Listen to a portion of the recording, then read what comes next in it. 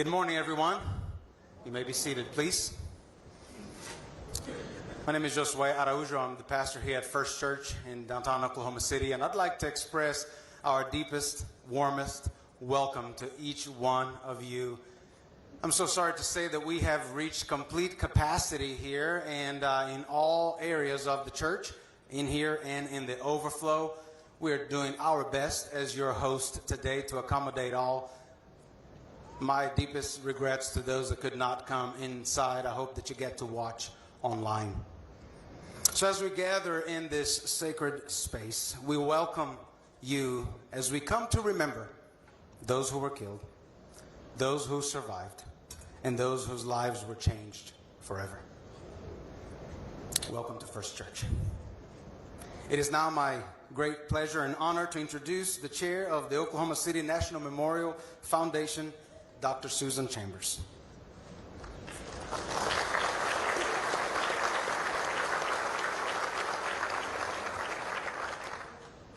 Good morning.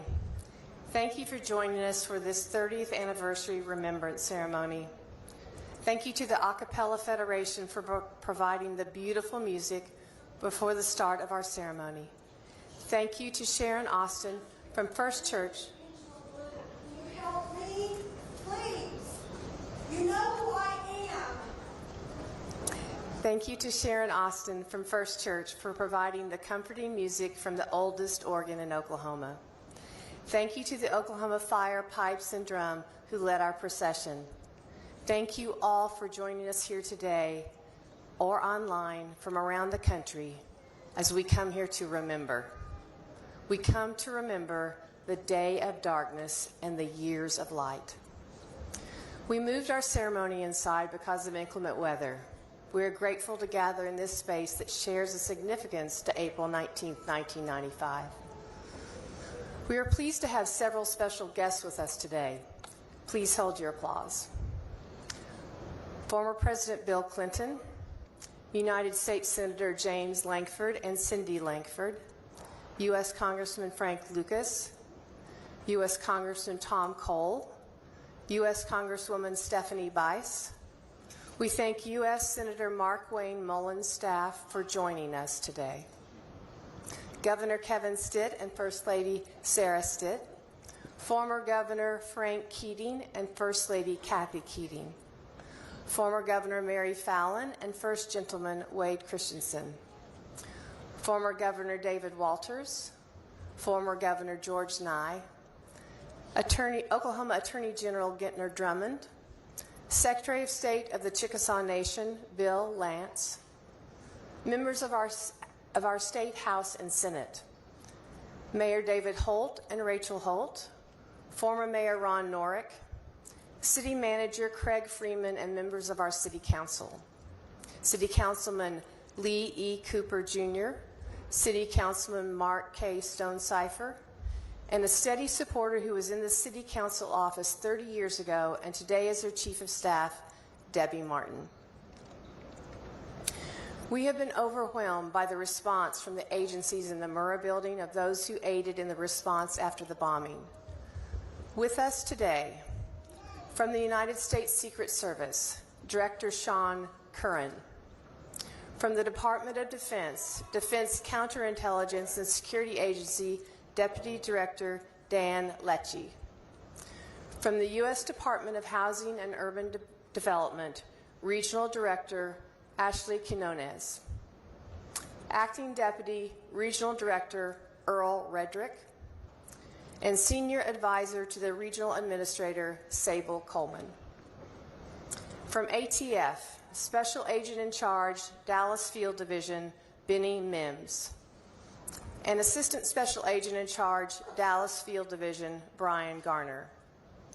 From Cybersecurity and Infrastructure Security Agency, Assistant Director to the Integrated Operations, Boyd Rohner. And Regional Director, Robert Russell. FBI Oklahoma City Special Agent in Charge, Doug Goodwater. Several FEMA first responders from around the country are here today who were deployed to Oklahoma City in response to the bombing. We are so grateful you could join us.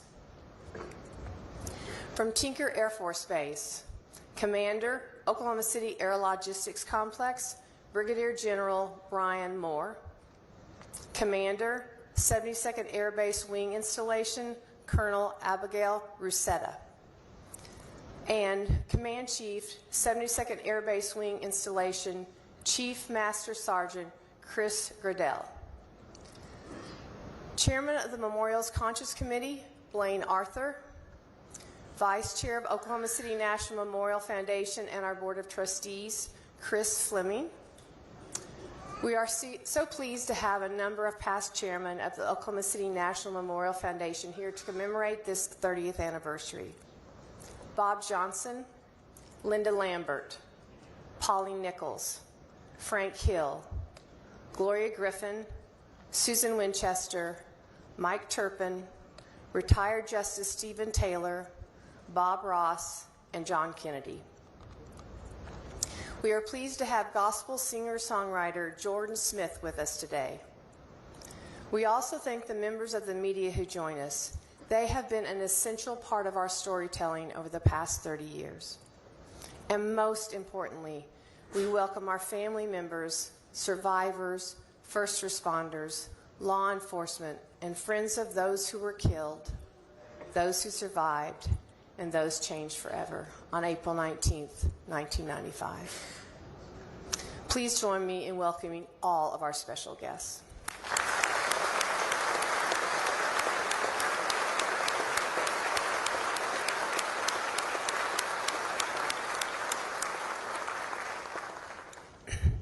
As we have done each year for the past 30 years, we gather as a community on April 19th to remember, to learn from what happened, and to grow and heal.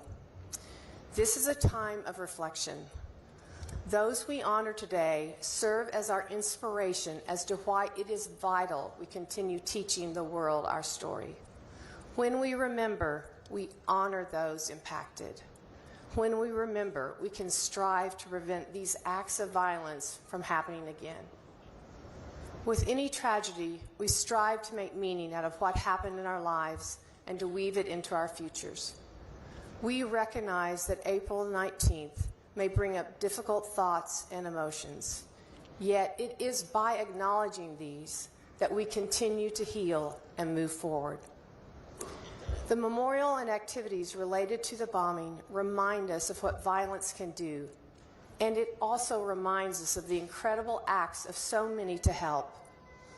Visitors to the memorial and museum often leave with a better understanding. Peace, courage, and hope are often words that visitors use after leaving the memorial grounds and exiting the museum. They are changed, and they can bring this change forward in their lives. What started with day one in November, and for each of the last 168 days, we have honored those who were killed, those who survived, and those changed forever on every television station in Oklahoma, newspapers, billboards, and online. Thanks to our friends in the media for sharing this every day. We have also held monthly Better Conversations on topics that are worthy of discussion to help us find common ground on our sacred ground. We have held 3 mental health workshops for our key stakeholders and found ways to get people back to our site that have not been willing to come before. We are proud of that progress. We brought physicians and dentists who were so critical in the hours and days following the bombing and saluted their incredible work. Donna Bucella, who worked under Janet Reno in 1995, came back to keynote the Committee of 100, a group that honors first responders. She spent time with our staff and working with our archives, and she spent time at the OCU Law School teaching new lawyers lessons learned. Then just this week, we partnered with the University of Oklahoma on a teach-in where this idea that started with the deans would have their colleges of medicine, music, architecture, journalism, and law students reflecting on the past and hearing from people involved as they teach this story to the next generation. These are all valuable lessons that we cannot take for granted. OU also planted 3 survivor trees on their campuses this week to remember. We are grateful so many have stepped up with acts of service, honor, and kindness, so symbolic of what we saw in the Oklahoma Standard 30 years ago. We work very hard to preserve this story, which is why we are humbled by the recent announcement that the Oklahoma City National Memorial Museum has officially been accredited for the third time by the American Alliance of Museums. Of the 33,000 museums in the United States, only 1,116 are currently accredited. This certification signifies our ongoing commitment to excellence in preserving history, providing educational experiences, and maintaining the highest standards of stewardship. A special thanks to a small but mighty staff that collectively keep this going. It is truly an honor to work with each of them.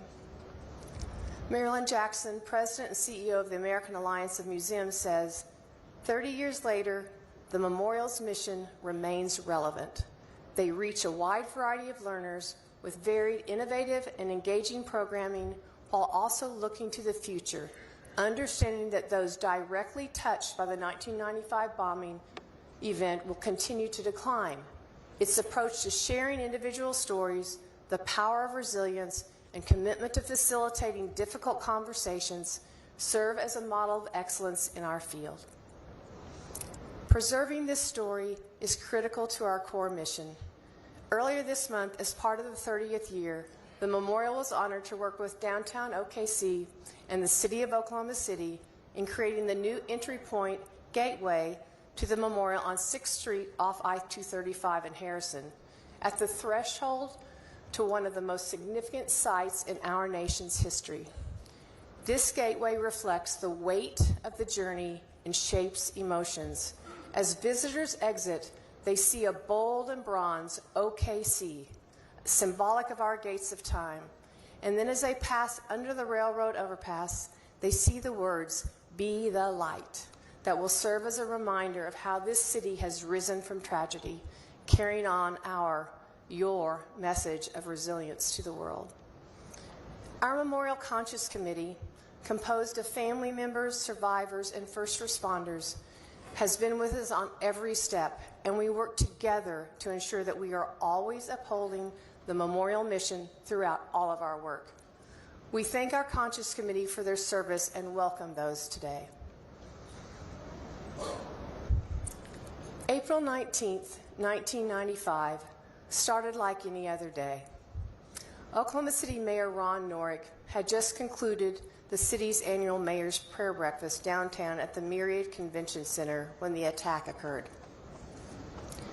The extraordinary leadership of Mayor Norick led us through our darkest days.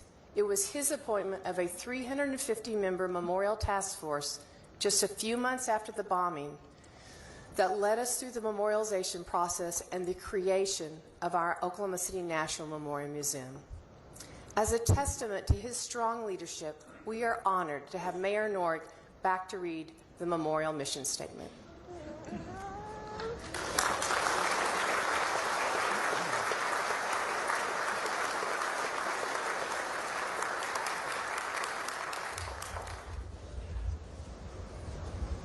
Good morning. Good morning. We welcome you here today to remember those who were killed, those that survived, and those changed forever. May all who leave here know the impact of violence. May this memorial offer comfort, strength, peace, hope, and serenity. Please join me in 168 seconds of silence.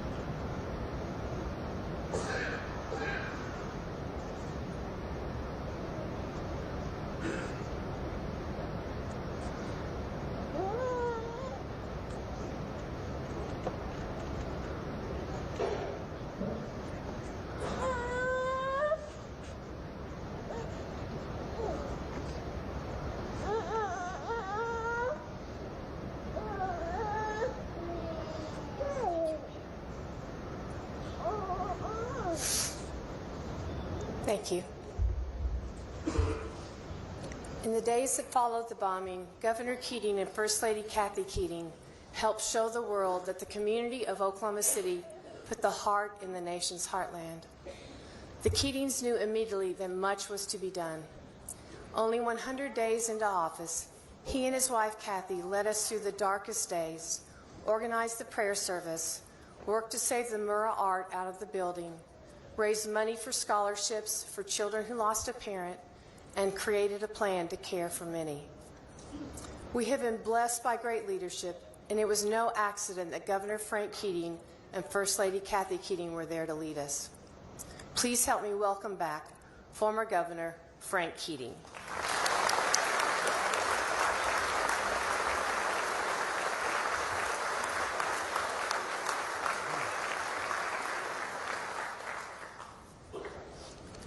Thank you very much, Susan, and thank all of you for being here to celebrate lives, to celebrate security, to celebrate commitment and love of others, many of whom we never knew and we don't know. There's a parable of a man who looked back on his life and saw it as an endless series of footprints in the sand. At times there were two sets of footprints side by side, and he remembered these times as happy times. At others there was but one set of prints, the times of sadness and pain. He confronted God and asked him why he had ceased to walk beside him when he most needed him and most needed his support. Why, he wondered, had God abandoned him? And God answered, "But my son, those were the times I was carrying you." He carries us today, cup gently in his hands. April 19, 1995 was a day of horror and tragedy.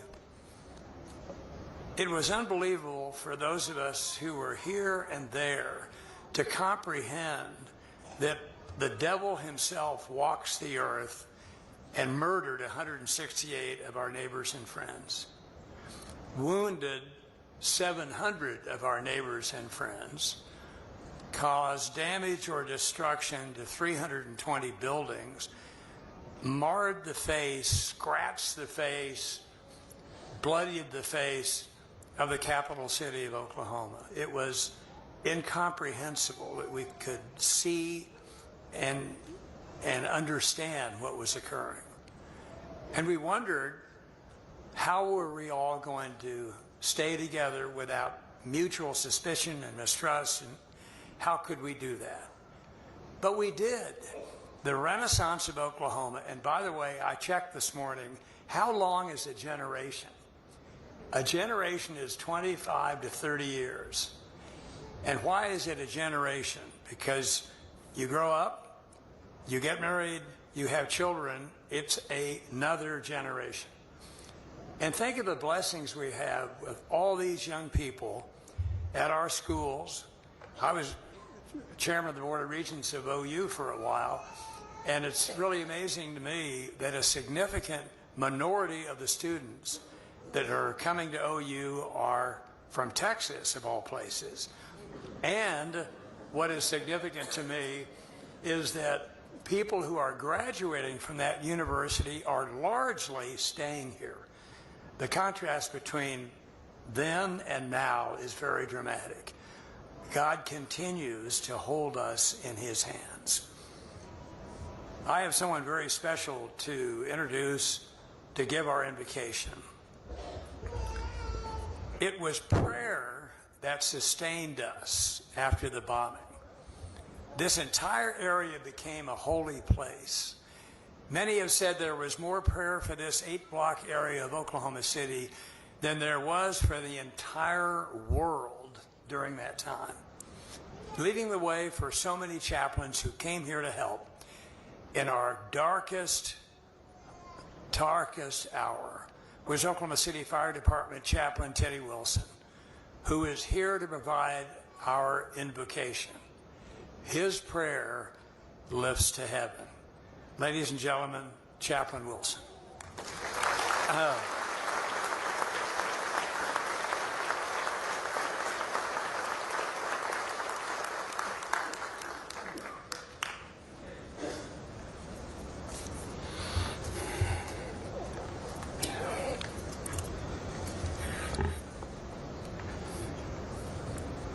It was indeed an uplifting thing to see at 2, 3 in the morning Frank and Kathy Keating on the site. 2 in the afternoon. They were here often, and every time we saw them, it was a privilege and an uplifting spirit. Thank you, Frank. Thank you, Kathy. I'm going to take a point of privilege, and I want to thank Carrie Watkins. She hates this.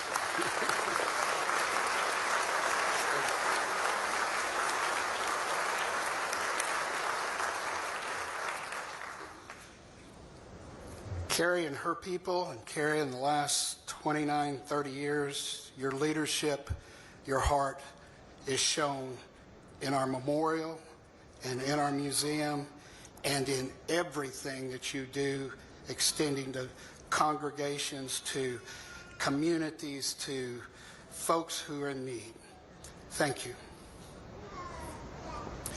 I'm asking you, all of you, today, we bathed this site in prayer. It's untold how many prayers were made. But I'm asking you today, all of you, to join me in your tradition as we pray. Bless the Lord, O my soul. Bless his holy name. 30 years ago, Lord, was truly a dark and evil day. But you, O God, were there to usher into your presence all of our beloved victims. We asked on that day just to give us as many survivors as possible. We remember today the grieving families and friends of those you received the moment they took their last breath here on earth and their first breath in your arms. From the oldest adult to the children to the unborn babies who only knew the warmth and love of their mother's womb until you, O Father, received them unto yourself. We remember our survivors who were in fact the very first rescues. In spite of their injuries, they helped their co-workers and friends and children on this hallowed ground. Likewise, all those who helped in the structures surrounding the Murrah Building, the YMCA, the Kirkpatrick Hotel, the Journal Record Building, the Athena Building, many of the buildings around us where blood was shed. Father, so many physical and emotional injuries have been endured over these last 30 years. Dana Bradley was our last survivor on that dark day. She, like so many others, are still recovering today. One of her rescuers, Fire Chief Keith Bryan, 10 years later, saved my life. He offered me part of his liver one day, which was not to be until his untimely murder. His family honored his desire to save my life. And God, you gifted me his organ. He saved me and 2 others with his kidneys. Even in death, he was saving lives. Father, a true friend and a true hero.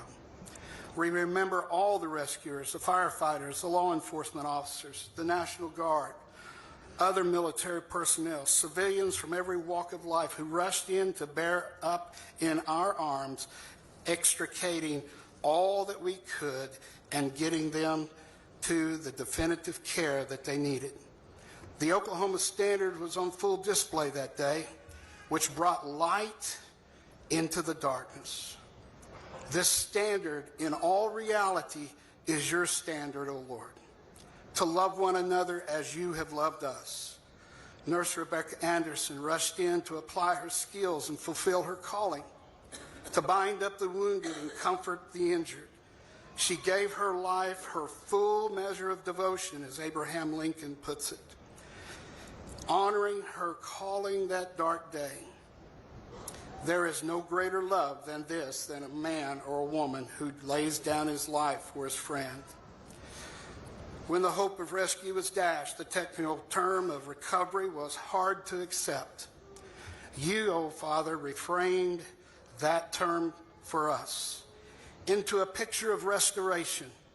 Our job changed to restoring each victim back to their awaiting families as best as we could, so that they could put a period at the end of their dark days and begin their years of light.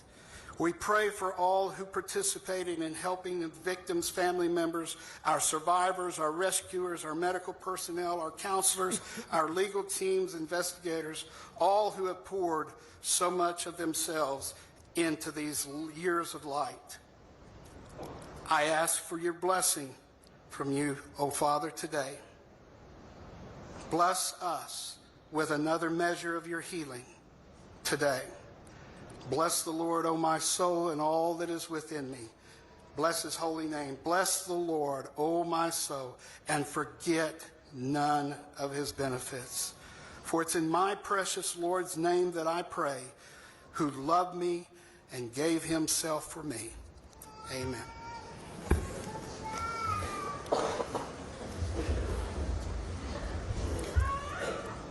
Thank you, Mayor Norick, Governor Keating, and Chaplain Wilson. During this Lenten and Easter season, and for many who just finished Passover and Ramadan last week, the Heartland Chapel outside these doors and across the street from the memorial was rededicated in honor of the 30th anniversary of the bombing. This open-air chapel stands as a symbol of peace and unity. It was created through a rare interfaith effort as a gift to First Church in 1995. The Jewish Federation of Greater Oklahoma City and America and the Islamic Society of Greater Oklahoma City helped build it as the first structure rebuilt. The rededication, where the memorial joined all three faiths in contributing to its restoration, invites us to reflect on the power of shared healing and the spirit that brought people together after the bombing. Our first responders played a vital role on this day 30 years ago and in the days and months following the bombing. We are honored they are part of the ceremony today. The relationship that has developed over the years between our fire and police departments is a relationship you do not see in every city and had a lot to do with the coordinated response on April 19, 1995. Please stand for the presentation of colors by the United States Secret Service Uniform Division Honor Guard and the Combined Honor Guard from the Oklahoma City Police and Fire Departments and IMSA.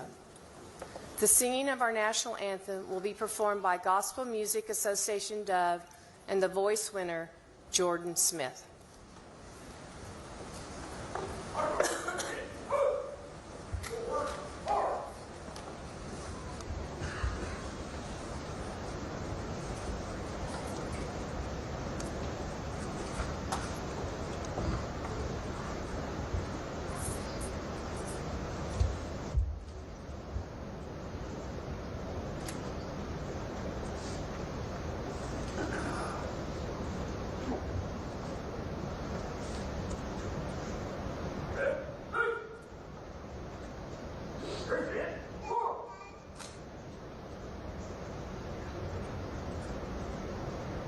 Oh, say, can you see by the dawn's early light what so proudly we held at the twilight's last gleaming, whose broad stripes and bright stars through the perilous fight o'er the ramparts we watched were so gallantly streaming, and the rockets' red glare, the bombs bursting in air, gave proof through the night that awful light was still there. Oh, say does that star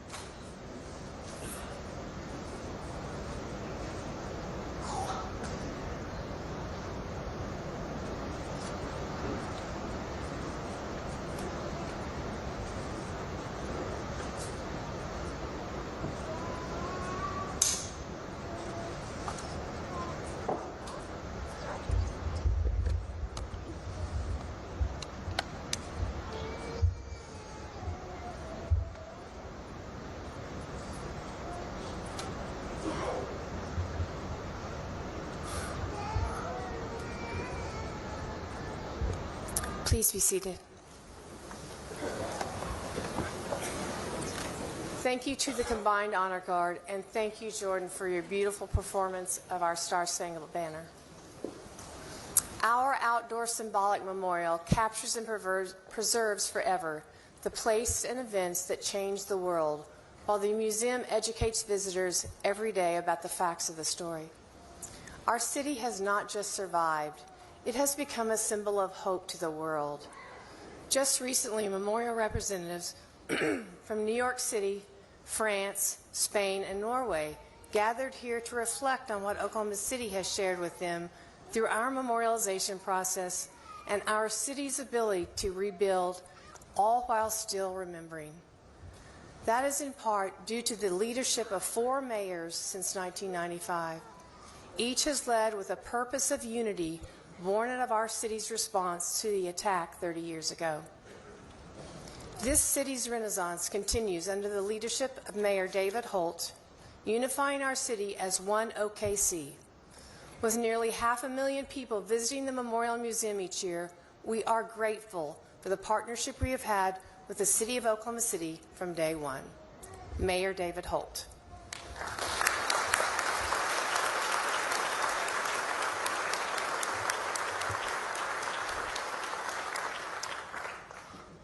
Well, thank you, Dr. Chambers and your board.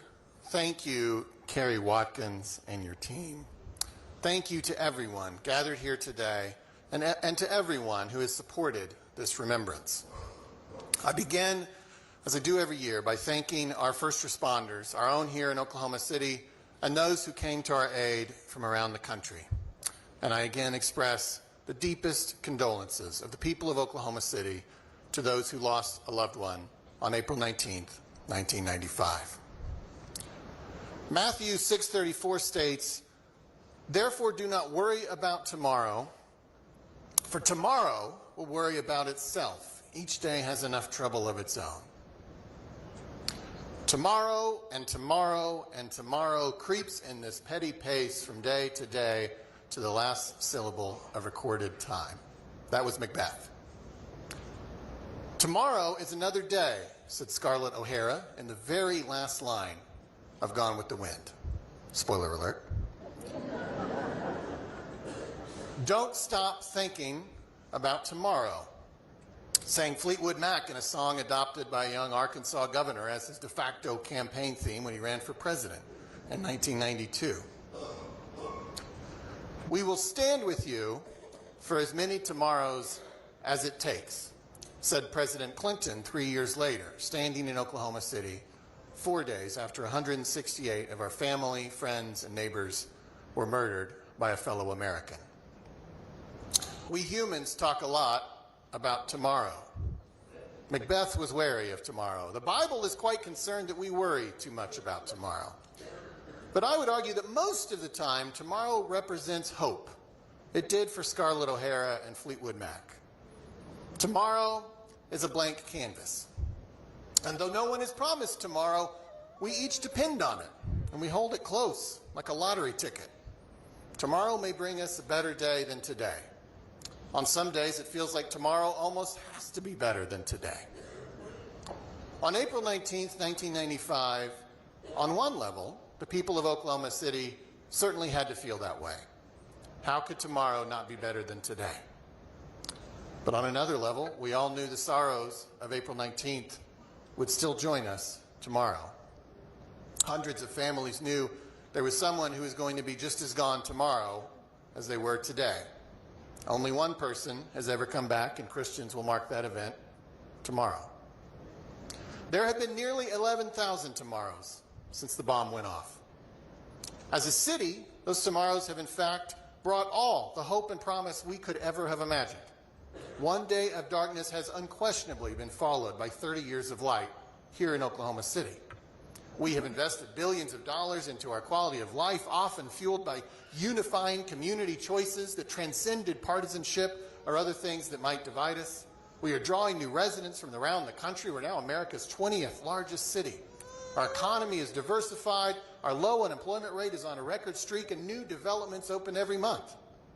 We have a global identity that's built on a foundation of success and or basketball, but definitely not a bombing. Tomorrow, we will launch our thunder into what we hope is a historic NBA playoff run. And in 3 years, we will welcome people from around the world as we stage 7 events of the 2028 Los Angeles Olympics. The day after tomorrow, our city will turn 136 years old. And these last 30 years have unquestionably represented our city's golden age. No one who knows and loves Oklahoma City would dispute that statement. On the other hand, for those who lost so much on April 19th, 1995, for those who survived, and for those changed forever, those 11,000 tomorrows have been a mixed bag. Even as tomorrow has brought weddings and births, graduations and success, there has always been an empty chair, or a traumatic memory, or a dark realization of the evil that humans can do. For each of you, I hope this community has done and will continue to do all that it can. I think I use an aspirational word like hope there because to us, just standing with you can feel a bit inadequate. We want to return your loved one. We want to make your pain go away. But though we can't, I know each of us believes that our role in the Oklahoma Standard is to do all we can. And so I stand here as your mayor and pledge that no priority in this city will ever stand between us and that commitment to you and your family who lost so much. It was a commitment originally made by President Clinton, but we all co-sign. Tomorrow is often a symbol of hope, but it can also be a word of commitment, a reflection that a promise will endure into the future. We all recommit on this 30th anniversary that we will stand with you for as many tomorrows as it takes. Today, I also want to speak of a related commitment that will outlive all milestones and all of us. This is my 8th address to this gathering. Over 8 addresses, I have spoken in favor of love, empathy, truth, and better conversations. I have asked us to embrace pluralism, to look past things that can be used to divide us, like political opinions or ethnicities or religion, and asked us to instead consider the infinite ways in which we are alike. I've spoken against dehumanization and words of division, and I've asked us to gauge into that tranquil, reflecting pool across the street and consider whether the person that you see is living up to the Oklahoma Standard in their own words and social media posts and actions. I've stated that this obligation starts with us as citizens of Oklahoma City, but that it should apply to everyone in this entire country, especially and including elected officials and all those in the public eye. I have also spoken repeatedly these last 8 years about the passage of time. It's on my mind today because today is a milestone in the measurement of time. It is the 30th anniversary of the bombing. Because of that milestone, President Clinton is in Oklahoma City this weekend. He met with families and rescue workers last night and visited the memorial, keeping a commitment as he has for 30 years. We thank him on behalf of the people of Oklahoma City for that commitment. We share a friendship and a bond with President Clinton that transcends politics, and we will never forget that he kept his word. Thank you as well to Governor Keating, Mayor Norick, Kerry Watkins, and all the people who have kept this city's commitment to those who needed support these past 30 years. 30 years is an inflection point, no doubt. 10 years is the blink of an eye. 20 years is still less than a generation. But 30 years hits different. Many of us now have to admit there are more yesterdays for us than there are tomorrows. Perhaps that reality reminds us that in addition to the obligation I spoke of that we have to the families most directly affected, we also have another related obligation in Oklahoma City. And this obligation is timeless and it will outlive us.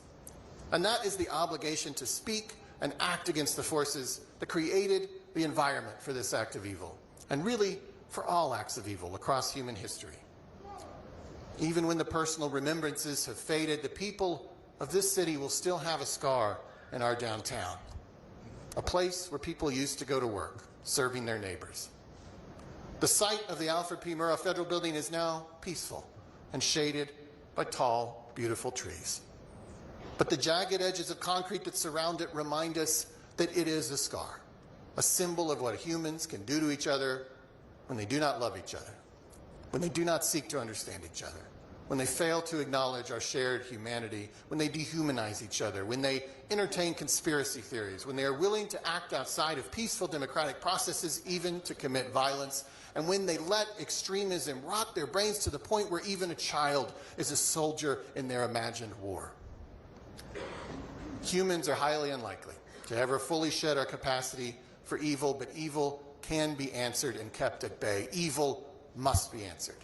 And the residents of this city must always be the protectors of a commitment to do so. Perhaps today on this 30th anniversary, like a relay runner in one of our memorial marathons, we are beginning to pass the baton of that commitment.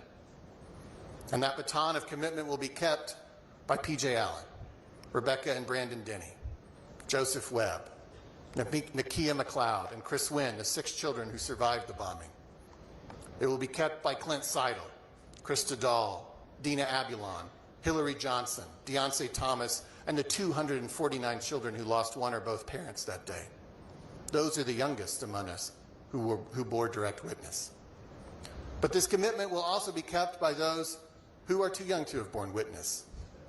It will be carried by the 38 members of the Memorial Teen Board. It will be kept by my kids, George and Maggie, who are now almost the age I was when the bombing happened. I host a video about the bombing for middle school kids you can find on YouTube. It will be kept by your kids and your grandkids. It will be kept by the people who will stand here on the 60th anniversary and the 90th anniversary, when everyone here will turn towards a wheelchair on stage and ask the last remaining survivor what it was like. Even then, when tens of thousands of tomorrows will have passed, this commitment by the people of Oklahoma City to stand against evil must endure. I thank each of you and those who will follow for your commitment, for it will require all the tomorrows that lie ahead. Thank you.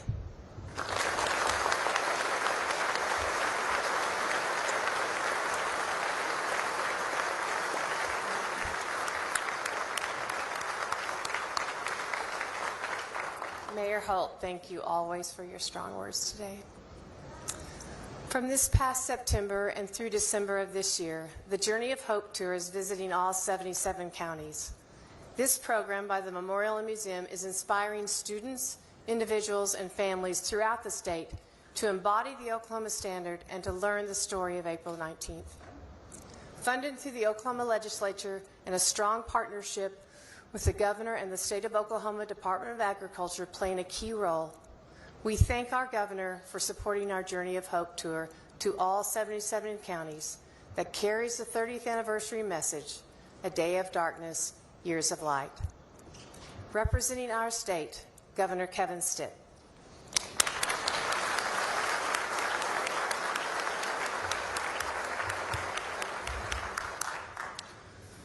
Thank you so much, Dr. Chambers, and thank you for your words, Mayor.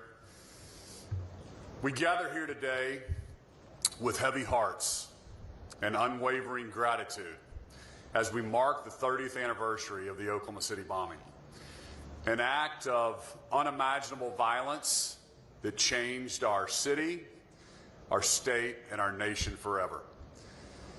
On April 19th, 1995, at 9:02 a.m., 168 innocent lives were taken from us.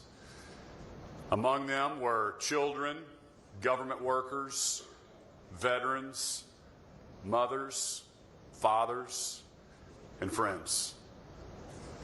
But amid that heartbreak, something powerful emerged. In the smoke and rubble, in the chaos and sorrow, we saw the very best of Oklahoma. We saw helpers, people who didn't wait to be asked, who ran towards danger, who gave without hesitation. Firefighters, police officers, EMTs, nurses, clergy, and everyday citizens answered the call. People like Terrence Yeekey and Jim Ramsey of the Oklahoma City Police Department, and John Hanson of the Oklahoma City Fire Department, they ran into the rubble to save their fellow Oklahomans. Dr. William Fabry and Debbie Atterby, they worked tirelessly to treat the wounded. Dozens of pastors and chaplains showed up and prayed with the grieving in the hours and the days after the tragedy. Oklahomans gave blood. They opened their homes. They offered their strength. This spirit of compassion and courage came to be known as the Oklahoma Standard, a commitment to service, honor, and kindness that has shaped who we are as a people. And as Scripture reminds us in Galatians 6:2, carry each other's burdens, and in this way you will fulfill the law of Christ. This is exactly what Oklahomans did on that day and every day since.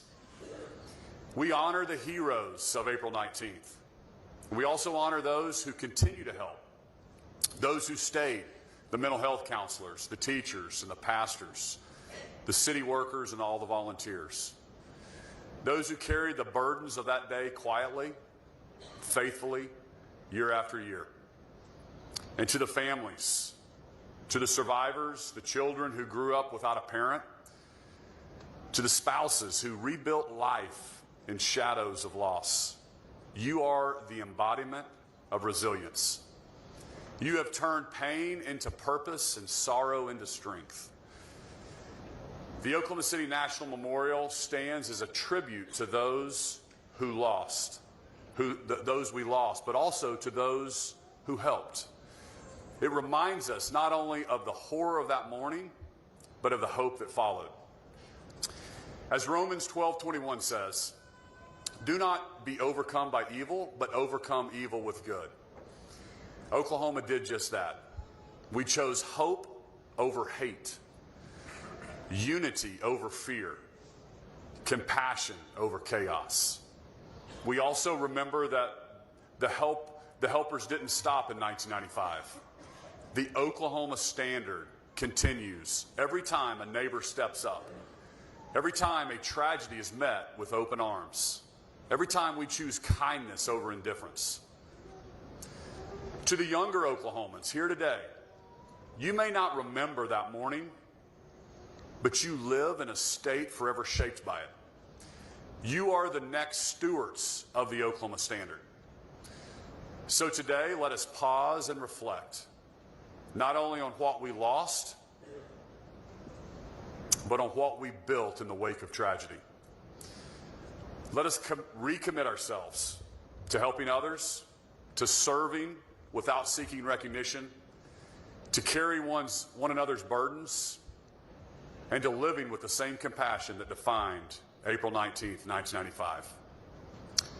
To the first responders, the families, the survivors, and the citizens who showed us the power of love in the face of evil, we thank you. We honor you. May we never forget the 168 lives lost. May we never forget the children. And may we never forget the light that broke through the darkness on that day. May God bless their memory. May God bless all who continue to serve. And may God bless the great state of Oklahoma. Thank you.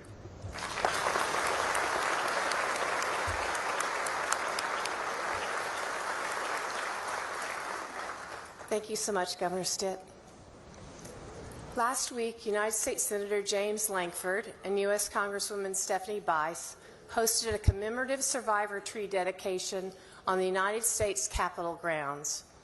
Joined by family members, survivors, and leaders from the memorial and the Oklahoma congressional delegation, a sapling from the survivor tree was planted. The location of this tree serves as a place for every American to reflect and remember the impact of April 19, 1995. The survivor tree, a living American elm, stands as a symbol of strength, healing, and the enduring Oklahoma Standard. Speaking on behalf of our nation is United States Senator James Lankford.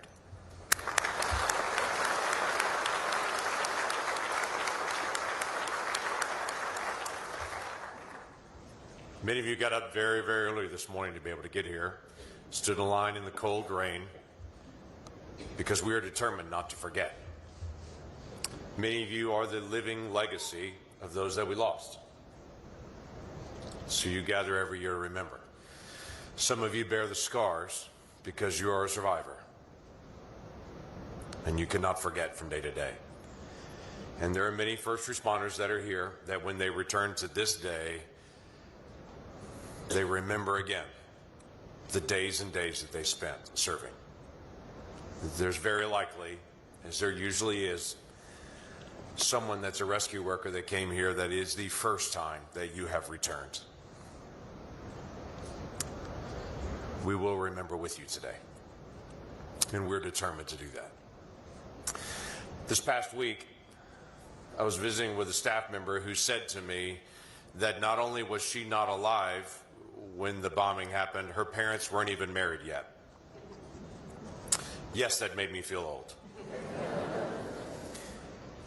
But it was also a reminder again of the importance of us gathering together to make sure that there is no generation that rises up that does not remember, that we continue to remind each other that we have learned the lessons of hatred, of anger, of hope, of love, of sacrifice, of gratitude, and of resilience. And we need to pass those lessons on to the next generation and make sure that they learn the lessons of history. The nation was shocked 30 years ago today when we saw the devastation and the loss. We lost children and neighbors, and we lost federal employees that were just sitting at their desk serving their fellow Americans on a Wednesday morning. We asked why. We wondered who we had become, and we found practical ways to serve people as the flags went to half-mast. Law enforcement and first responders and volunteers by the thousands came out that day. We lose track of this, but the FBI conducted more than 28,000 interviews, followed 43,000 investigative leads, and amassed 3.5 tons of evidence to be able to prosecute that case. They reviewed nearly 1 billion pieces of information. We're still grateful to all those who have served in so many ways.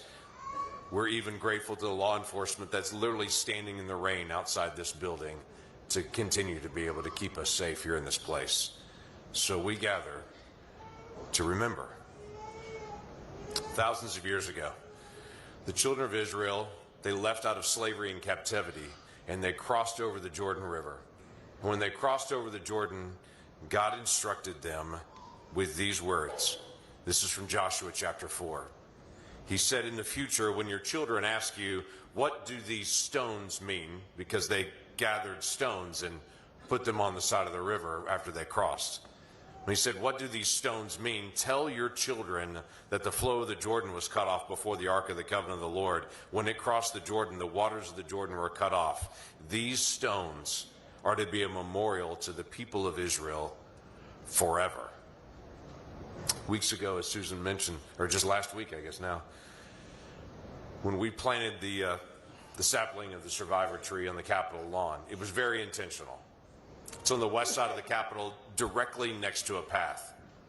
There's a plaque that's right there next to it.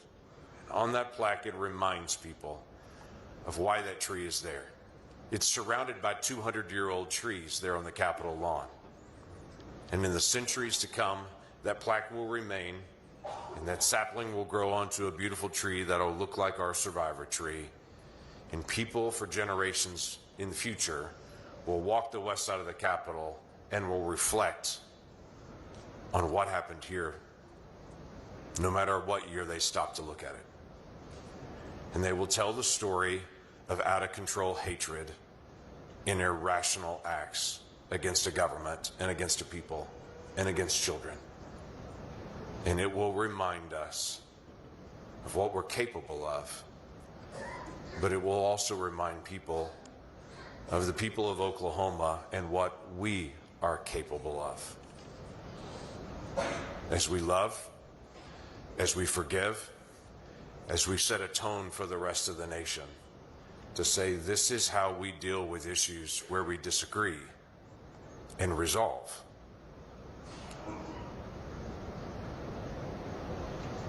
Something we need as a nation. As we gather this exceptionally wet day before Easter, we'll tell today our children and people here why this memorial stands and what we have personally learned from this time period. I stood with some folks that had not been at the memorial just a few days ago at sunset, and I learned a new thing about the memorial even as I stood with them. I stood at the survivor tree around sundown and told them the story about that tree, and in the middle of the story, bats flew out of the tree, and I learned a new thing. There are bats that live in the survivor tree. Yes, I jumped. Let's set the example for the rest of the nation. Let's tell them our story again so that the nation doesn't forget. Let's teach the nation how to love and forgive. Let's remind each other of dark days in the past and how God walks with us through those dark days. Even in the valley of the shadow, God does not forget us, and we will not forget.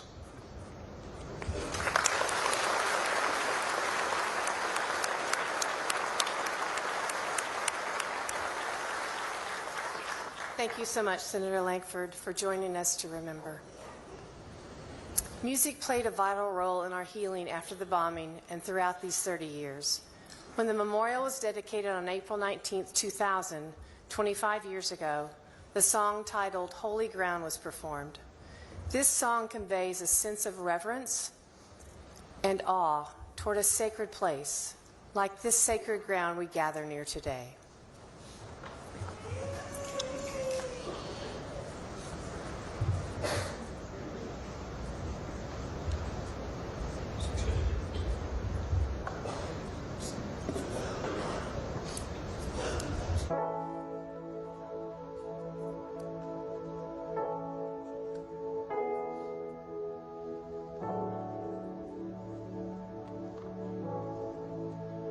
We are standing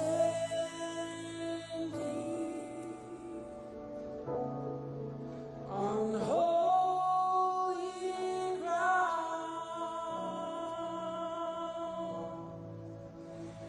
and I know that there are angels all around. Let us praise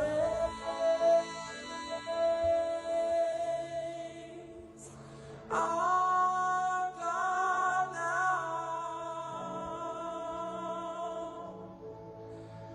We are standing in His presence on holy ground.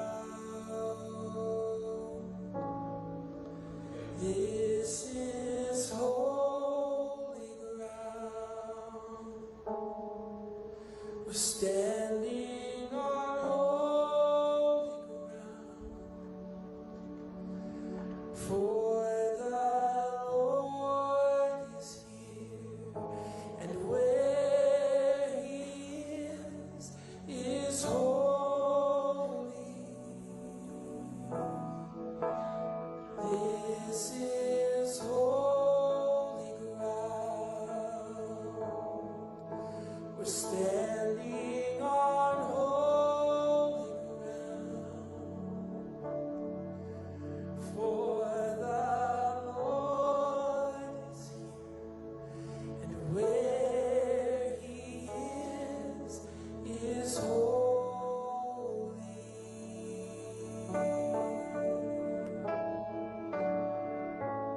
Can we stand and sing this together today? We are standing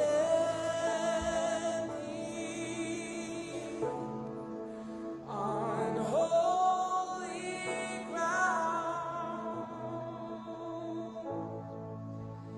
and I know that there are angels all around.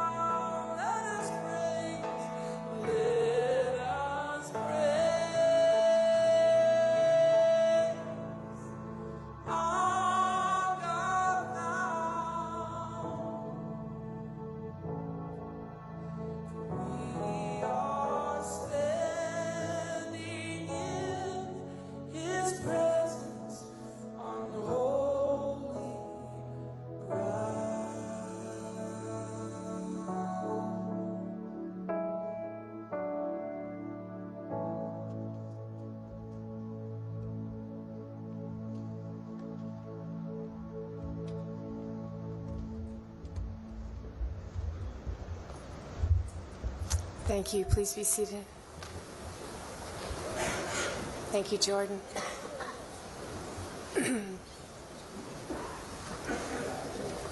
After the bombing, President Bill Clinton offered the resources of the federal government while allowing our state and local officials to lead the rescue and recovery events.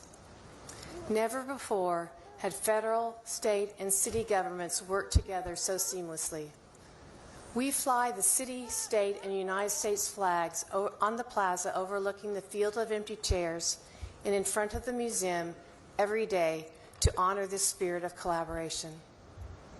We thank Mayor Norrick, Governor Keating, and President Clinton for their clarity, their decisiveness, their courage, passion, and humility.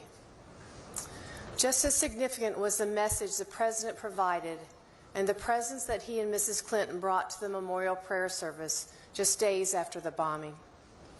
In his remarks, he promised that America would never forget, and he's kept that promise by marking his 8th visit to the memorial to honor the 168 who were killed and to thank those involved in the recovery efforts. The memorial was honored to take part in a panel of leaders at the Clinton Library last week regarding the events of April 19, 1995. President Clinton, you said, in 1995, for as many tomorrows as it takes, we will stand with you, and you have. Thank you. Ladies and gentlemen, please welcome back our friend, President Bill Clinton.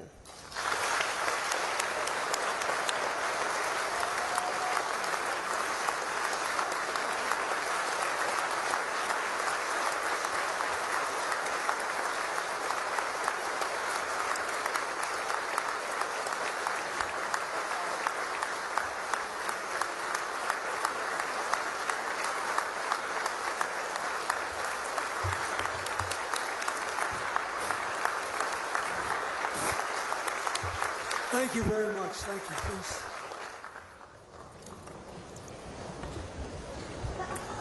I've had the best seat in the house. I've been watching on the monitor. I want to thank, first of all, Doctor, thank you for the introduction and for your wonderful work. And I had a nice visit with a pastor in the music room.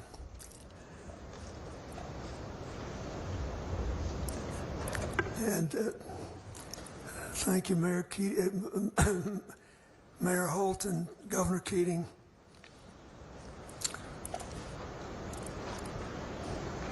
Mayor Norwich, Senator Lankford,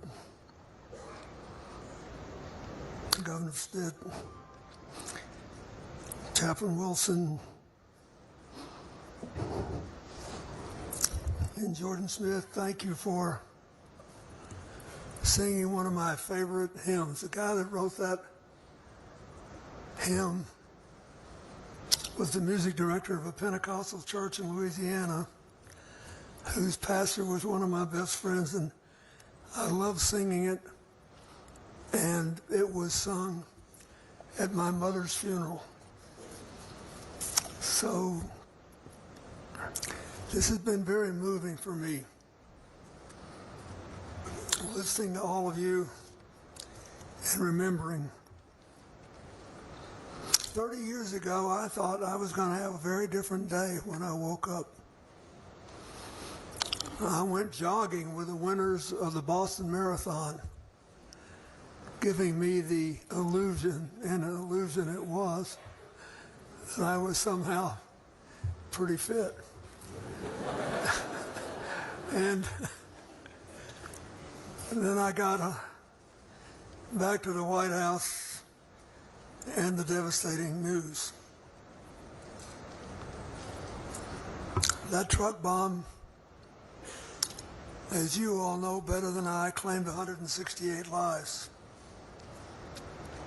19 of them were little children in the building's daycare center. I always like to start with that when I talk to people, because A lot of times, fanatic will tell you, I'm sorry, this, that, or the other thing had to happen, but you know, there has to be collateral damage sometimes to make a statement. I never have heard anybody say that who had to live with the damage.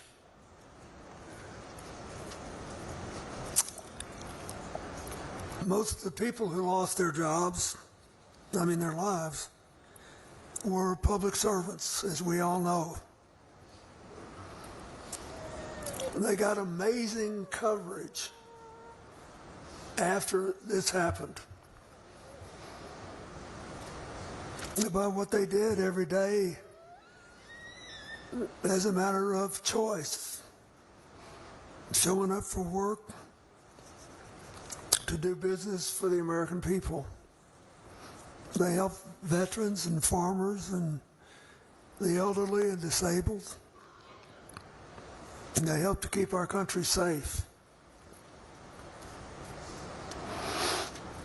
One of the Secret Service agents, Al Witcher, who lost his life, was a member of my detail. And he left me. And he was very popular and very good at what he did. But he had a family. And he said, you know what, you travel too much. I want to be home more. And Oklahoma City would be a good place to raise my kids.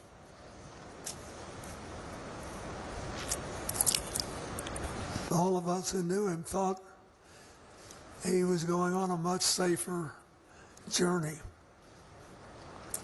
which shows you how little any of us can know about what tomorrow will bring.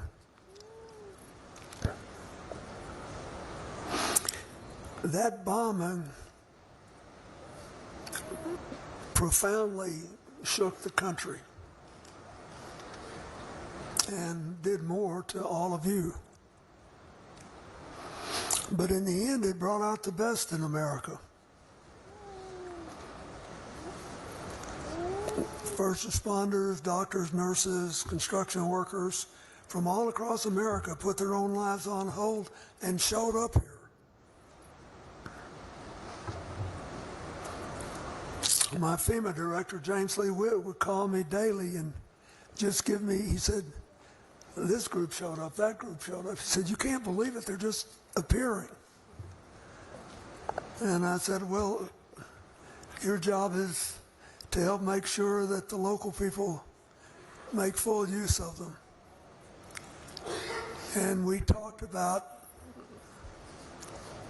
how thrilling it was.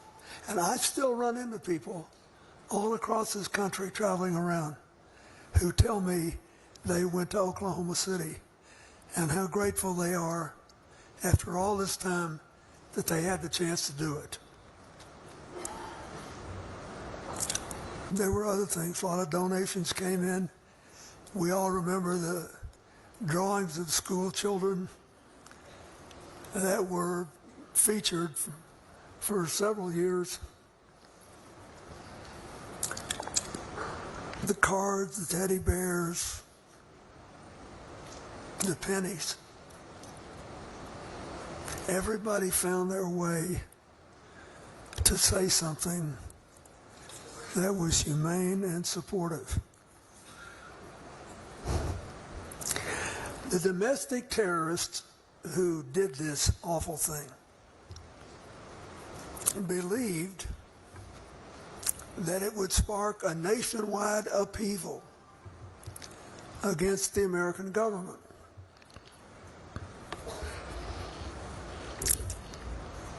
And would eventually destroy our government and our democracy and our way of life.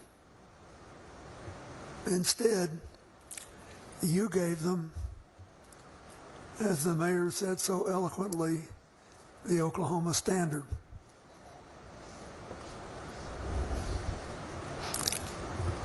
You gave them service, honor, and kindness. I know over the last 30 years,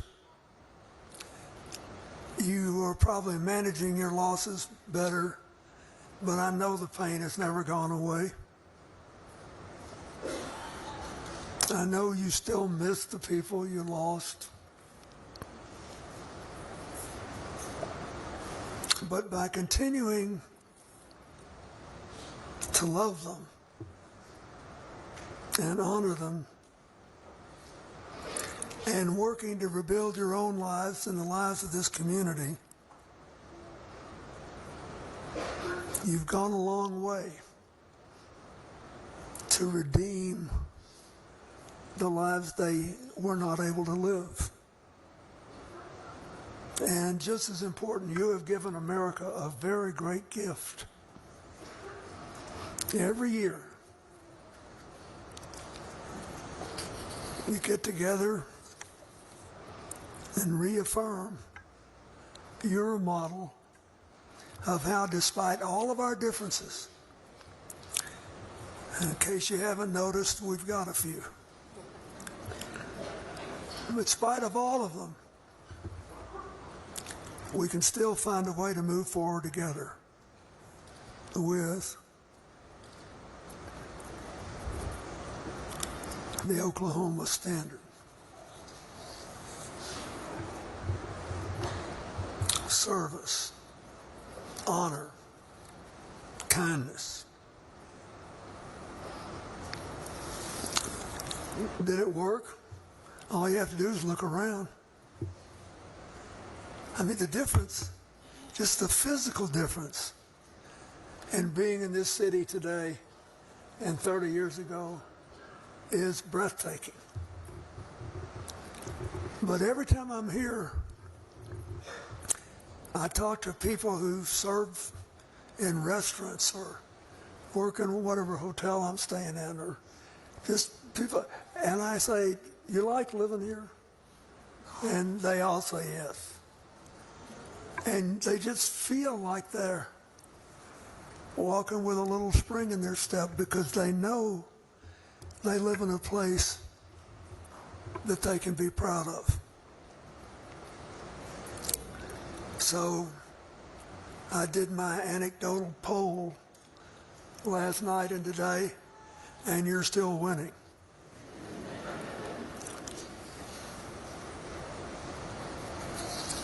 I think this is important.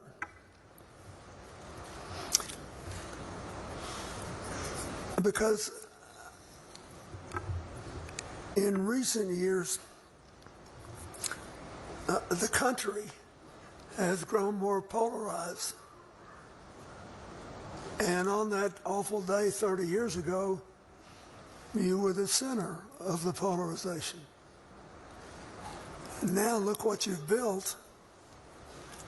And yet we have these differences. And it seems to me, I listen to this a lot because I'm old and I can't run for anything anymore. And I always kid, I'm almost as old as President Trump. but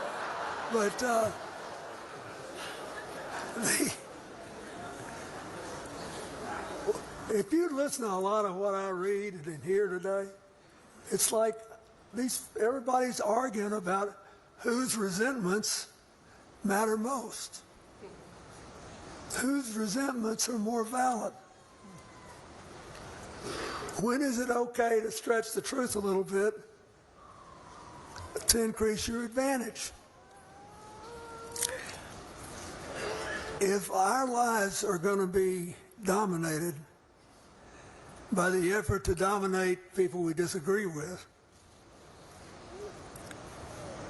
we're going to put the 250-year-old march toward a more perfect union at risk.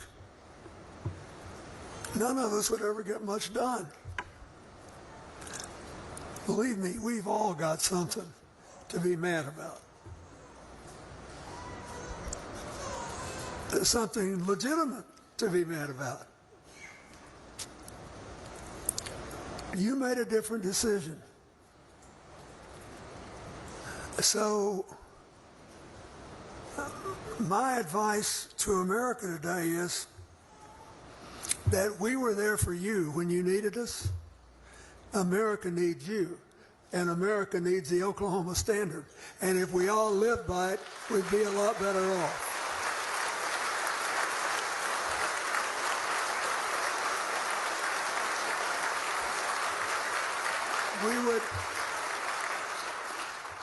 We would get a fairer economy, a more stable society. We would understand one another, and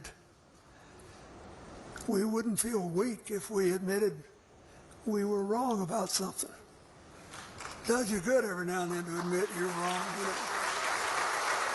I do.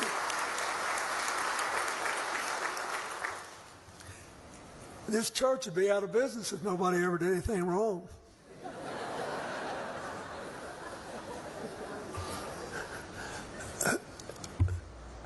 We're laughing, but you know it's true. And so I ask you to think about that. I think all the time about the breathtaking changes you made here because of how you decided to respond. And this is hard work. President Eisenhower, who I think was underrated for several years, said that he worried about whether democracy could last in America because it required in the end such concentration and discipline and the willingness not to do things as well as to do them.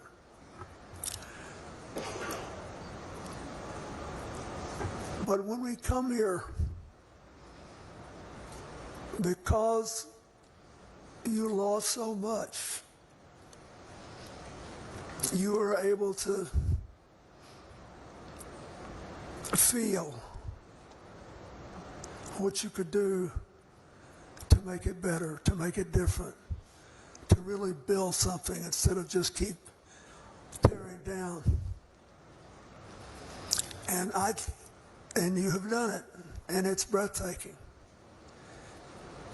And I came here today in part just to say to the rest of the country, look at this. This is what you get with service and honor and kindness put together. And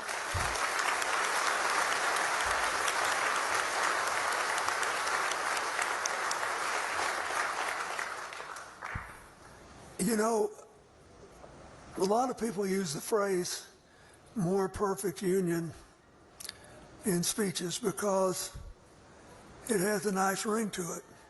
And the founders pledged that they were getting organized to give us a more perfect union. But it's 18th century language.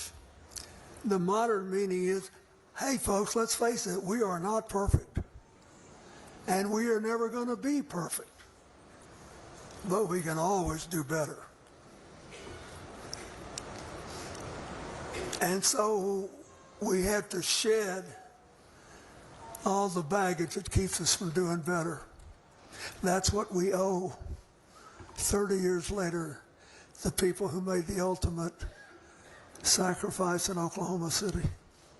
That's what we owe the families, the children, the grandchildren, the people who survived them. I wish I could live 30 more years to see what's going to happen.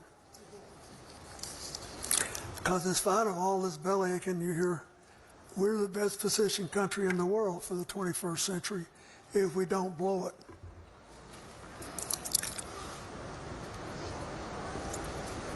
If we don't forget how you got from 30 years ago to today. And it is true that I still remember as if it were 30 minutes ago coming here with Hillary to that memorial service and saying, you have lost too much, but you have not lost everything. You have certainly not lost America, and we will be with you for as many tomorrows as it takes. I do think we kept that commitment. Lord knows we tried. But today, Oklahoma City, America needs you. I wish to goodness every American could just see life unfold here. Hear these stories.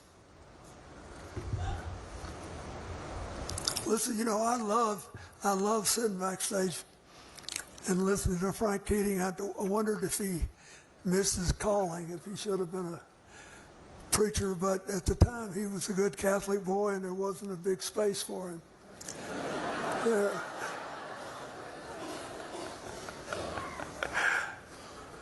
And some of you who were with us last night laughed when I told the story about how he beat my brains out in a student contest at Georgetown when we were both there. It's important not to forget that we all do our best to find our way through life. None of us will be right all the time. And here we are, the day before Easter. I want to say just one thing about this. In St. Paul's famous letter to the Corinthians, where he describes what love is, which is often read at marriages, weddings, wrongly, because the word for love is agape, which means love of your fellow human being. And we all memorize as kids, all of us who are Christians, now by us faith, hope, and love, which was charity in the old editions of the Bible. But the greatest of these is love. How could love be even greater than faith? Because of the nature of human life.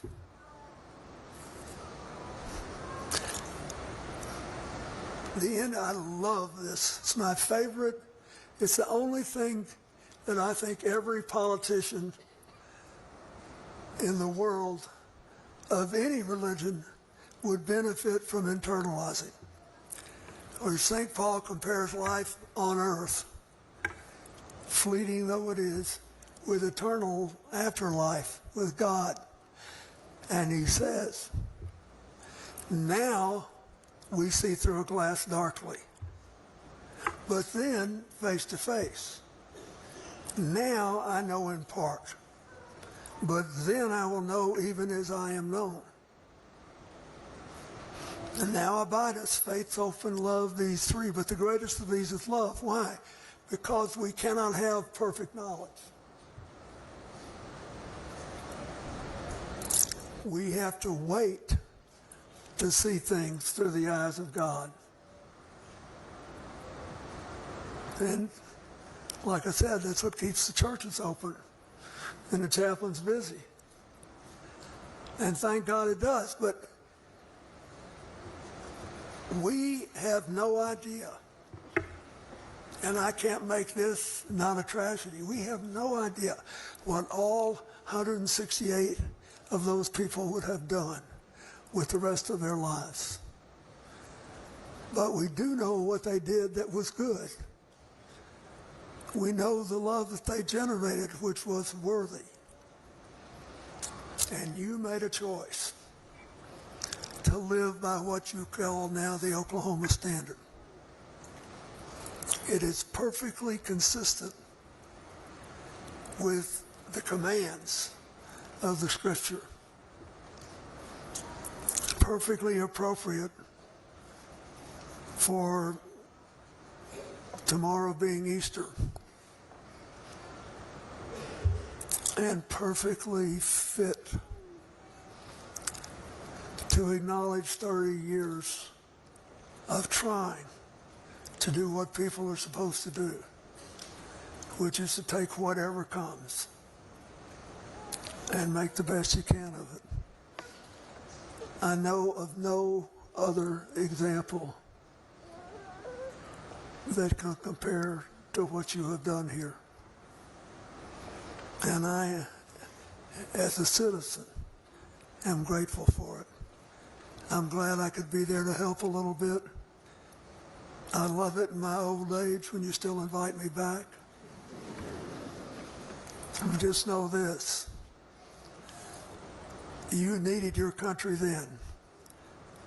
I was a symbol of it, and so I'm grateful that you let me come back over and over again. But make no mistake about it, your country needs you now. We have all these assets, beginning with our people and our great institutions. Are we really going to put them at risk to prove we're always right and that our resentments are more important than somebody else's? I wish every American would get a copy of the Oklahoma Standard in the mail or on their cell phones tomorrow. I bet you it would have a terrific impact. Don't give up. We need you now. Thank you.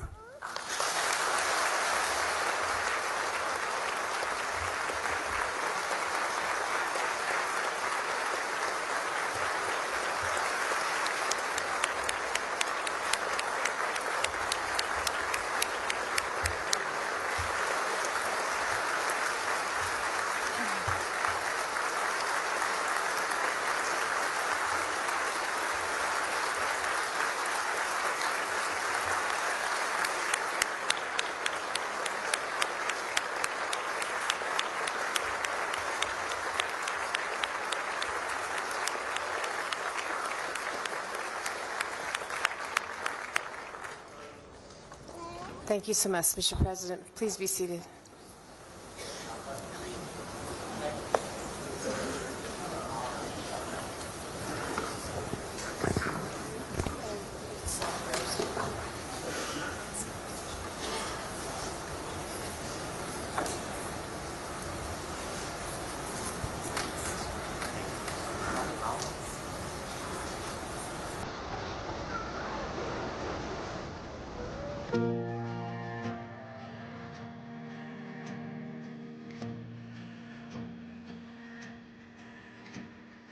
Didn't I tell you I hear what you say?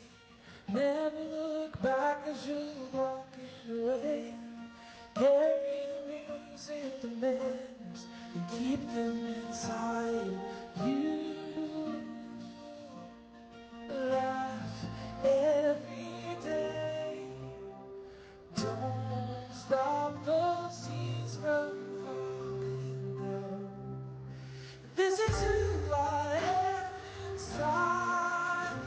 This is who I am. I am the greatest with me left. Take us on the blood. To spend in the light we seen as we are. To spend in the light we seen as we are.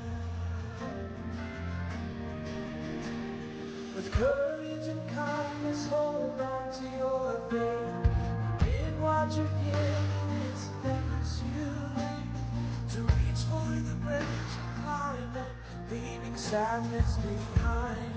You fight hard for love. We can never give enough. This is who I am inside. This is who I am. I'm not gonna hide. 'Cause the greatest risk we let take us on. To stand in the light and be seen as we are. To stand in the light and be seen as we are. Nights that come raging to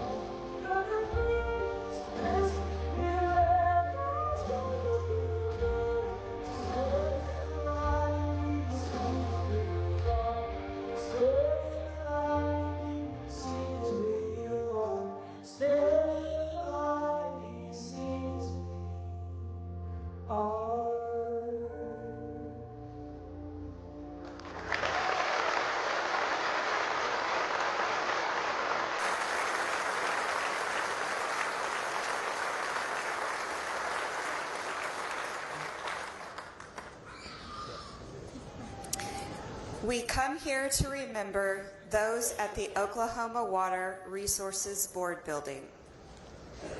Trudy Jean Rigney. Robert N. Chipman. We remember those at the Atheneum Building Job Corps. Catherine Elizabeth Ridley. Anita Christine Hightower. We remember rescue worker, my mother, Rebecca Needham Anderson. We remember those who were killed in the Alfred P. Murrah Federal Building, U.S. Secret Service, 9th floor. Alan G. Witcher. Kathy Lynn Seidel. Linda G. McKinney. Mickey B. Maroney. Donald Ray Leonard. Cynthia L. Brown. We remember our friends and family with the Drug Enforcement Administration, 9th floor. Kenneth Glenn McCullough. Carrie Ann Lenz and baby Michael James Lenz III. Rona Lynn Keener Chafee. Carol June Chip Fields. Shelley D. Bland.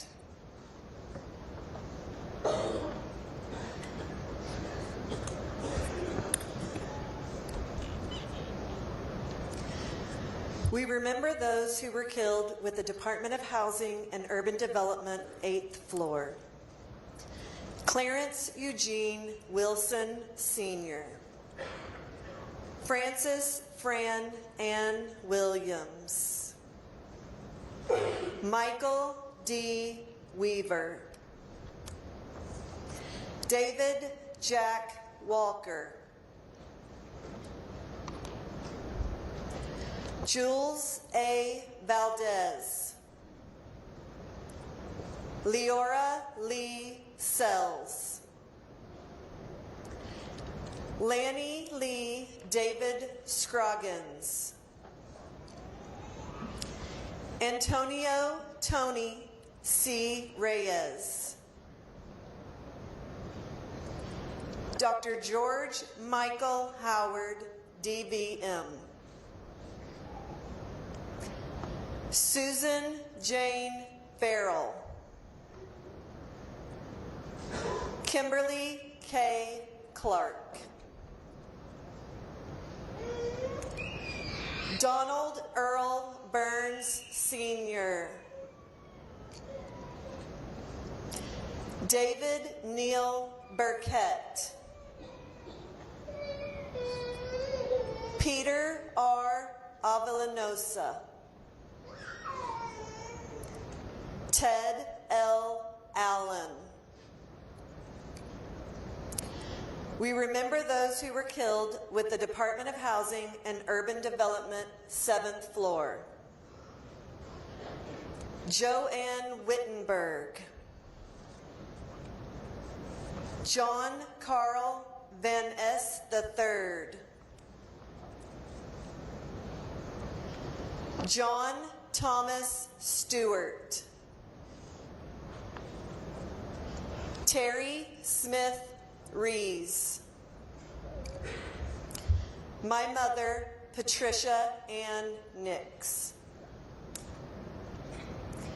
Betsy J. Beebe McGonnell. James A. McCarthy II.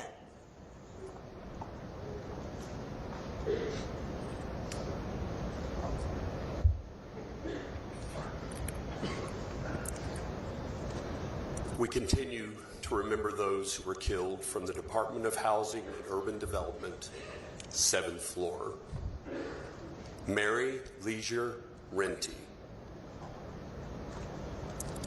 Teresa Lee Taylor Lauderdale. My mother, Anne Kreinberg. Thompson Eugene Jean Hodges, Jr. J. Colleen Giles. Linda Louise Florence. Judy J. Fro Fisher. Castine Brooks Hearn Devereaux. Diana Lynn Day. Kim R. Cousins. Andrea Yvette Blanton. Diane E. Hollingsworth Althouse. We remember our friends and family with the Department of Housing and Urban Development, 5th floor. Paul Gregory Beatty Brocksterman. We remember our friends of the United States Marine Corps, 6th floor. Captain Randolph A. Guzman, USMC. Sergeant Benjamin Lorenzo Davis, USMC. We remember those with the U.S. Customs, 5th floor. Claude Arthur Medeiros, SSA. Paul D. Ice, Senior Special Agent. We remember our friends and family with the Department of Agriculture, 5th floor. Rita Bender Long. Carol Sue Khalil. Doris Adele Higginbottom. Richard Dick Cummins. Dr. Margaret L. Peggy Clark. James E. Bowles. Olin Burl Bloomer.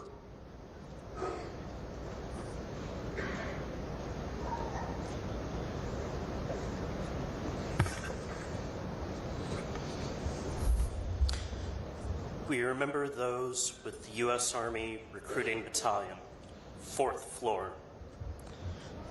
Wanda Lee Watkins. Kayla Marie Titsworth. Dolores D. Stratton. Master Sergeant Victoria Vicky L. Solon. John C. Moss III. Peggy Louise Holland. Karen Gis Carr. Sergeant First Class Lola Bolden, U.S. Army. We remember our friends and family with Department of Transportation, Federal Highway, 4th floor. John A. Youngblood.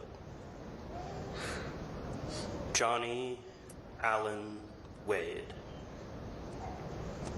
My uncle, Rick L. Tomlin.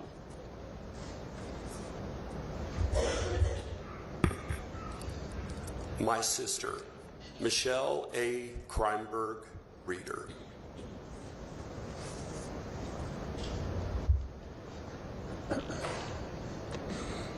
Jerry Lee Parker. Renata Ann Newberry Woodbridge. James K. Martin. Larry James Jones. Michael Carrillo. Mark Allen Bolte. Lucio Alamon Jr.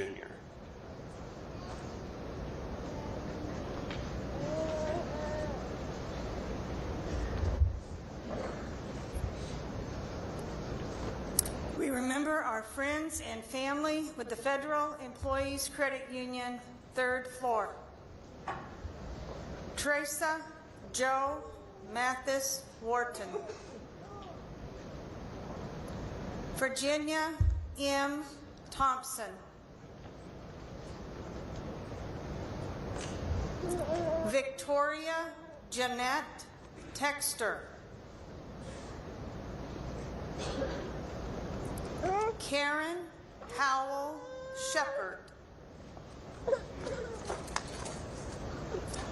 Sonia Lynn Sanders.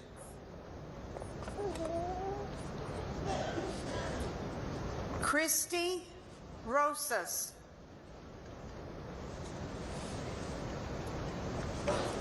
Claudine Ritter. Jill Diane Randolph. Frankie. My sister, Claudette Duke Meek. Kathy Cagle Linan.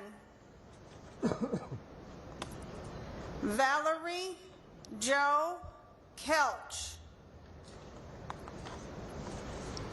Alvin J. Justice. Christy Yolanda Jenkins. Robin Ann Huff and baby Amber Denise Huff. Linda Colleen Housley.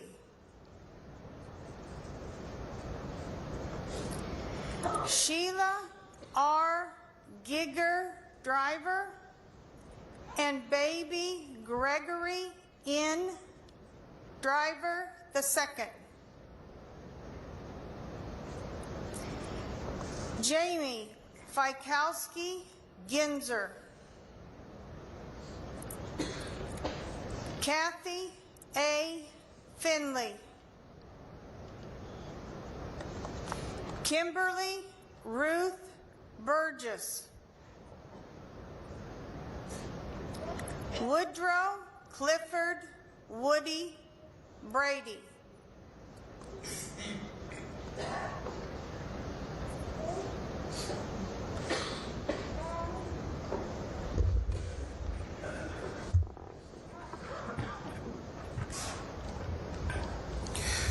We remember our friends and family with the Defense Security Service 3rd floor. Robert G. Westbury. Larry L. Turner. Norma Jean Johnson. Peter L. DeMaster. Harley Richard Cottingham.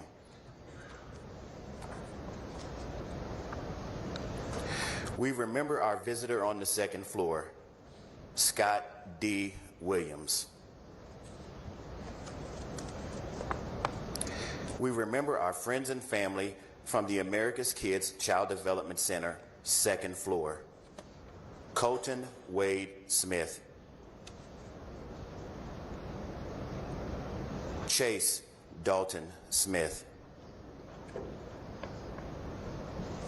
Dominique Reve Johnson London. Blake Ryan Kennedy. Wanda Lee Howell.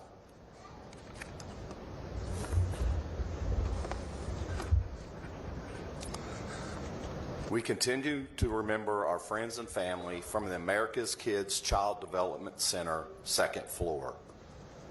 Kevin Lee Gottschall II. Tevin DeAndre Garrett. Tyler Santoy Eves. Brenda Faye Daniels. J.C. Ray Coyne. Elijah S. Coverdale. Aaron M. Coverdale. Antonio and Sarah Cooper, Jr. Anthony Christopher Cooper II. Dana Leanne Cooper. Zachary Taylor Chavez. Danielle Nicole Bell.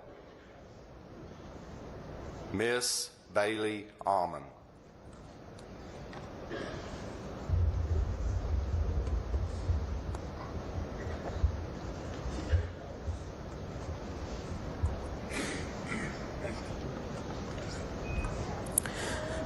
We remember our friends and family from the General Services Administration, first floor. Michael L. Loudenslager. Stephen Douglas Curry. We remember our friends and family from the Social Security Administration, first floor. Sharon Louise Chestnut. W. Stephen Williams. Julie Marie Welch. Robert N. Walker, Jr. Luther H. Traynor. LaRue A. Traynor. Michael George Thompson. My mother, Charlotte Andrea Lewis Thomas. Emilio Tapia. Eula Lee Mitchell. Derwin W. Miller. Courtney J. McRaven. Reverend Gilbert X. Martinez. Robert Lee Luster, Jr. Aurelia Donna Luster.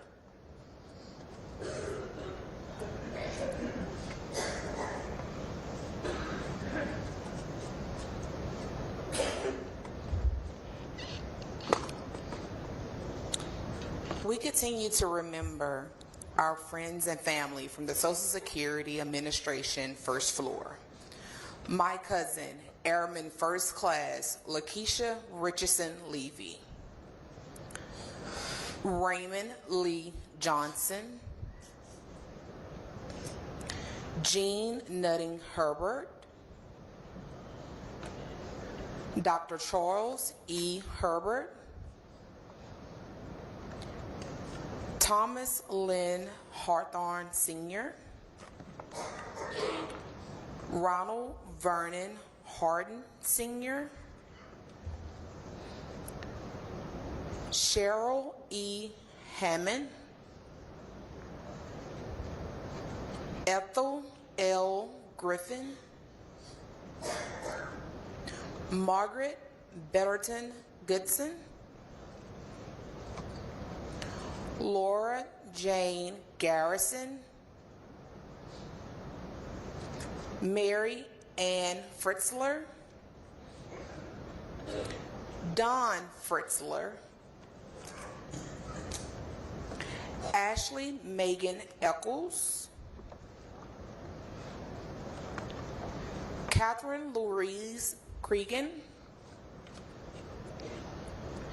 Gabrielle D. L. Bruce,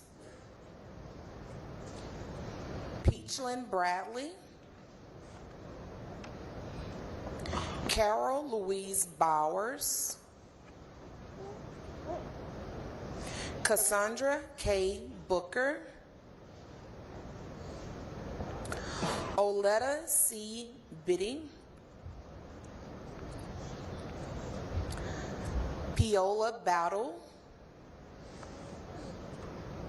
Calvin Battle, Sandra G. Sandy Avery, Pamela Cleveland Argo, Richard A. Allen, Teresa Antoinette Alexander.